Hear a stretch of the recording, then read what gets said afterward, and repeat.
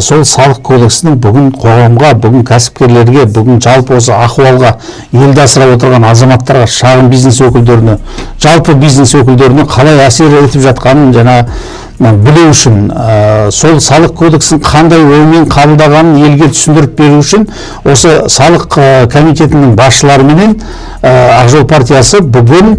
міне өткен аптада Шымкент қаласында үлкен сол оңтүстік аймақтың кәсіпкерлері, оңтүстік аймақтың азаматтары, жалпы осы салық кодексіне қатысы бар біздің сарапшылар, басқа да азаматтар қатысқан үлкен жиын болды. Оған өзіңіз де қатыстыңыз. Күні кеше ғана осы өткен жұмада Қарағанды қаласында, осы біздің Қарағанды, Ұлытау, орталық Қазақстанның кәсіпкерлер мен азаматтар қатысқан екінші жиын өтті. Енді программамыз бір болса да, ана жақтағы, оңтүстік жақтағы кәсіпкерлер мен орталық Қазақстанның кәсіпкерлерінің сұрақтары да бөлек болып шықты. Аймақтарға байланысты өздерінің бір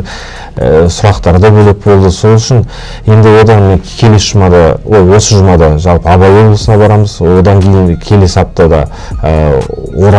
Орал қаласында өтеді, одан Қостанай қаласында сөйтіп,